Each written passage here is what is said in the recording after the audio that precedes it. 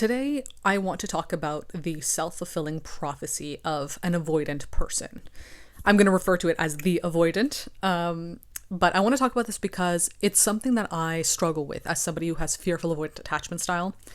And I see it manifest in many ways within me. I've seen it in the people in my life who are avoidant in their own way.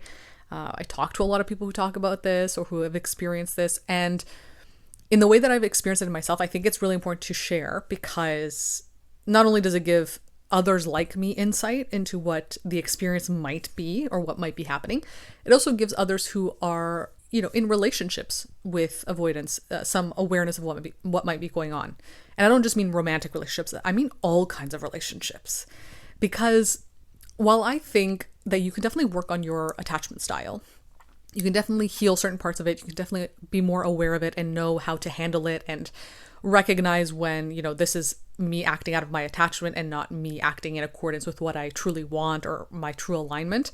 I don't know if it's something that can be truly changed because your attachment style is the way you've been taught how to function in this world, right? It's what you experienced at a very, very young age, how to navigate the world, how to exist within it. So it's so hard to reprogram yourself in that way. I'm not saying it's impossible, and I might change my mind on this in a couple of years, right? But from what I've seen so far and how I've worked on this, because I've been working on it extensively, it's very difficult to completely change the way your brain initially functions, right? Like the first impulses it has or the first thoughts it has are usually in alignment with what your attachment style is, right? What you were taught to believe is true about the world, about yourself, about how things function. Again, you can change things, you can see things differently over time. Like I definitely don't have the same beliefs that I used to have. I definitely see things in many ways differently now. So my initial impulse to do something isn't the same as it was when I was maybe a little bit younger and I was deeper into my attachment style. I can see things a little bit more objectively now. But as I've noticed still, as I continue to work through this, it's there. It's very deeply rooted within me and it's very hard to break out of. So the thing I want to talk about today is the self-fulfilling prophecy that an avoidant experiences, which is a deep issue, a deep core wound of someone who is avoidant, is this fear of disappointing others, right? People who are avoidant or have experienced or have been taught to, exist within the avoidant attachment style, whether that's fearful avoidant, dismissive avoidant, is to be as good and worthy and valuable and valid for others as much as possible, but it manifests in that overwhelming pressure and them pulling away, right? If you're a fearful avoidant, you might also experience the kind of anxious side of things too, but I'm talking specifically about the avoidance side right now because you might find yourself oscillating between the two. So you have this overwhelming pressure to perform well for somebody, to be the best you can be for them, to not disappoint them. And that's overwhelming. That's exhausting. So you pull away as an avoidant, right? That's how you know how to handle things. That's your coping mechanism. That's your way to self-soothe, to avoid, to drop everything, to say, okay, I don't want this anyway then. And what inevitably happens is that you disappoint them anyway. And this has nothing to do with your inherent worth or value as a person, right? It simply has to do with the fact that you are letting the fear of being a disappointment take over. And when you do that, you reinforce the belief that you are a disappointment because you're letting the fear take over. You act in accordance with the fear, right? The fear is ego-based. It's scary. It's uncomfortable. It's trying to keep you safe, obviously. But when you act from that place, it reverts back to these childhood beliefs of what is the best, safest way to deal with this. And if you're an avoidant or you have avoidance in your attachment style, the easiest, safest way to deal with this, to protect yourself, is to pull away, to avoid, to disappear. And when that happens, you end up disappointing the person anyway. And so you show yourself like, see, I am a disappointment. And then the cycle continues forever. And it's not just about another person, right? Because it's not just about romantic relationships. It could be any kind of relationship. And it also has to do with the relationship with yourself. There's also a deep fear there, not consciously all the time, a deep fear of disappointing yourself. Because we see ourselves in the people in our lives, right? Like we're all mirrors of each other, ultimately. So as much as you fear disappointing another person, you just as equally fear disappointing yourself. So when you let the fear win and you act in accordance with that fear and you pull away and you avoid, you abandon things, you're basically just doing all that to yourself. You're showing yourself you can't trust yourself. You're abandoning yourself. You're disappointing yourself.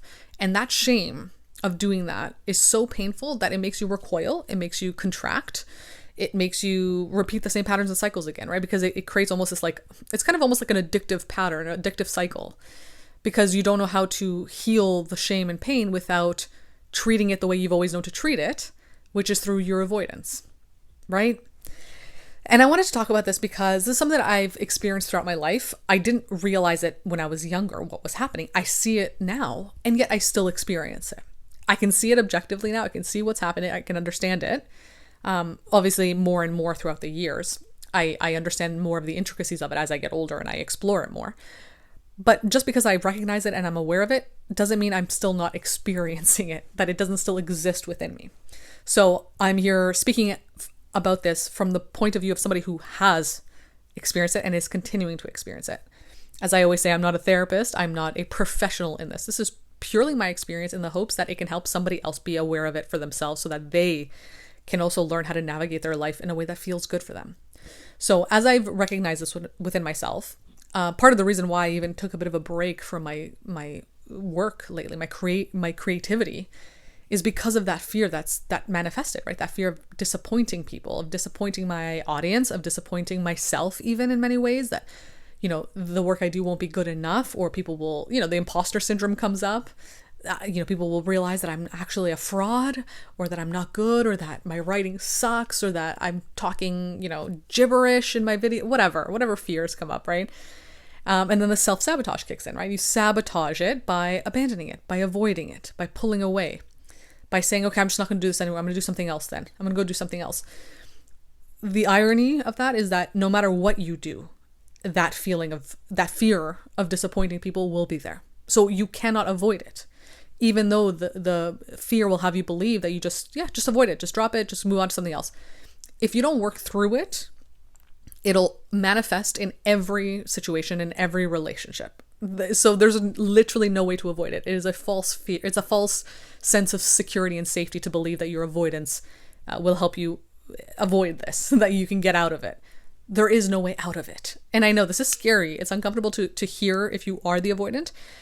But I've also found from my own experience, it's very liberating. There's almost a freedom to realizing that there's no hope out of it, right? There's no way out of it. There's no way to avoid this feeling. There's no way to, okay, I'm going to leave this relationship. I'll go to another one. I'm going to leave this job. I'm going to go to another one. You're going to experience this feeling no matter where you go, because it's not about anything outside of you. It's within you, right? Obviously, yeah, be mindful of the things in your life, the people in your life, what they bring out in you, for sure. But this specific thing is not about anybody or anything else outside of you. It's you. So the only way out is through, which means, and I even hate admitting this too, because it's terrifying, that you have to face that fear. You have to risk disappointing people, risk disappointing yourself to avoid, right? The way I'm using avoid now, to avoid actually doing it, to avoid actually disappointing yourself, right? Because if the way to, right now in your deep avoidant mindset is to, okay, I'm going to avoid disappointing others. I'm going to avoid disappointing myself by not doing this thing anyway, because then people won't see that I'm not good enough. People won't see that I'm a fraud or whatever. You end up, disappointing yourself and disappointing others anyway, because you've abandoned something now. You haven't shown up for people. You haven't shown up for yourself. So you are a disappointment regardless at this point. You'll see yourself that way, right? I'm not saying you are as a person. I'm just saying you'll see yourself that way regardless. So the way to not disappoint yourself, to not disappoint others, ironically, is to risk that fear of disappointment, to risk the disappointment by doing the things that you think you're an imposter in, that you're not good enough in, that are going to be, revealed to be disappointments. To lean into that fear, to risk it, ironically makes you show yourself that you are way more capable than you think you are, that you are not as awful as you think you are. You have to be shown that by pushing through that fear, that deep, deep fear. And this is not easy by any means. So, when I speak to people who deal with avoidance in their lives, I'm trying to provide some perspective on the fact that when you notice an avoidant pull away, when they end something, when they, make it seem like it's a you problem, it's not a you problem. It's a them problem. The fear is so deep, it's so uncomfortable, and they don't know how to break out of the cycle of it. So it comes off like it's a you problem, that you've done something that's made them pull away or whatever. It's not, it's them. It's them. Again, obviously, like, there's nuance to this conversation. Everyone's relationship is different. Everyone's dynamics are different.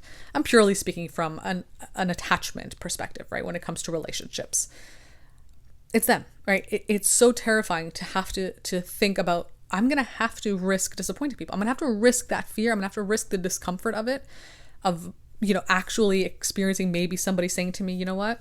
Yeah, you actually need to do better, or you need to be better, right? That's terrifying to hear. That's your inner child being so scared to hear that. They don't want to hear that, so they're going to avoid that no matter what. But you are not your inner child anymore, right? Your inner child should not be at the driver's seat of this car, right? You're an adult now, and you have to show up for yourself in the way that you would have needed a parental figure to show up for you now. You have to take on that responsibility. It's terrifying. It's uncomfortable. I know it's hard to get into that mindset. Don't get me wrong. But that's what you have to do in order to live a life that feels good for you, that feels authentic and aligned for you. You have to do the hard thing sometimes, right? That's what you learn as an adult. You have to do the hard thing to give yourself the kind of life that you deserve, that you're worthy of, to show yourself, your inner child, that you are worthy of these things. You have to do the hard thing.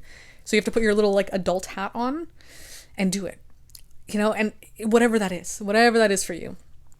And, this isn't to say that you have to completely get rid of your inner playfulness, to not have fun anymore in life and you can only be an adult. No, I think that's completely skewed and, takes away the joy of existing as a human being, right? It's about a balance, about having both parts of you, but knowing when to use one tool, the adult hat tool, and when to use another to experience life in the way that you want to, the way that you feel like you deserve to, right?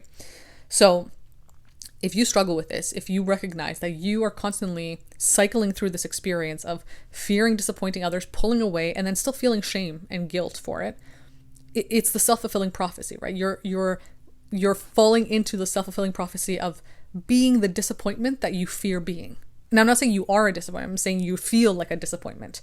And so you're acting in accordance with behaviors that would make you appear to be a disappointment to others and to yourself. But if you take away the belief that you are a disappointment or that you will be a disappointment, because it really comes down to the deep, deep beliefs we have about ourselves, right? If you remove that and you don't even let that cross your mind anymore, it'll make it easier to step into that fear. And also to let yourself risk it, to show yourself that, yeah, it'll be scary, but also I can handle it. Like, I can handle it. I am not as weak as I think I am. Especially because I am not my inner child anymore. My inner child exists within me, but it's my job to keep them safe, to make them feel like, hey, they have a secure, safe, outer shell, which is me now. And it's really hard to kind of reframe it this way and to step into that. Trust me, I know that. But the moment you do it one time, it's like a domino effect. It becomes easier and easier over time to do it. And then you build that confidence, you build that courage. You show yourself proof and evidence that, oh, I actually wasn't as disappointing in this thing that I thought I would be at. I'm actually really good at this thing. I'm better than I thought I would be. You wouldn't have been able to show yourself that had you not leaned into the fear and risked being a disappointment, right? So yeah, I'm here to encourage anybody, especially myself, that if you fear being a disappointment and it's making you, and you notice that it's making you pull away, avoid things, go back into your shell, abandon things that you at one point really wanted, risk being a disappointment. Step into it. Own the space that you're taking up in this world. Give yourself permission to disappoint people, because other people take that space up, right? You see other people step into things and ask for things and desire things and risk disappointing others. Why can't you do the same thing, right? Why are you somehow less worthy of taking up the space that you inherently have as a human being? Take that space up, and again, this isn't to say to go out and hurt people intentionally or to take away things from others or to disappoint people on purpose, to be, malicious in any way. It's just about letting yourself take up the space that you have as a person, to not recoil, to not hold yourself back from experiences. Because if you hold yourself back from experiences because you fear disappointing others, you hold others back too, right? Like, you're almost doing a civic duty by risking disappointing others, by letting yourself show yourself that you're actually way more capable than you thought you were. Because say you're in a relationship with somebody and you let yourself, okay, I'm going to lean into this fear. I'm going to risk disappointment. I'll be all in with this person. Maybe you're really good at it as a partner. And now you've given another person a great experience too, right? It works both ways. If you fear that you're going to give them a bad experience and you're going to, ruin their lives. And so you're going to make it easier for them and you're not going to you're going to make the right decision for them by removing yourself. It applies the other way too. You're also potentially, you never know, right? You don't know. You're potentially holding them back from a really great experience that they could have with you, right? So both coexist. And so you never know how it's going to turn out. You won't know until you know. You have to step into it. But there's also the potential of really good things happening as well. So I hope this gave you a different perspective. I hope it helped reframe something for you or gave you some awareness around avoidance and the avoidant self-fulfilling prophecy. If you want to hear more from me, feel free to follow me on Instagram and TikTok to watch my videos. If you want to work with me and talk about these things in more depth or just explore these concepts, feel free to book a one-to-one call with me on my website. And also I write about these topics on my Substack. So if you want to read my work, you can go follow me over there. Other than that, thank you for listening, and I'll be back again soon with another episode.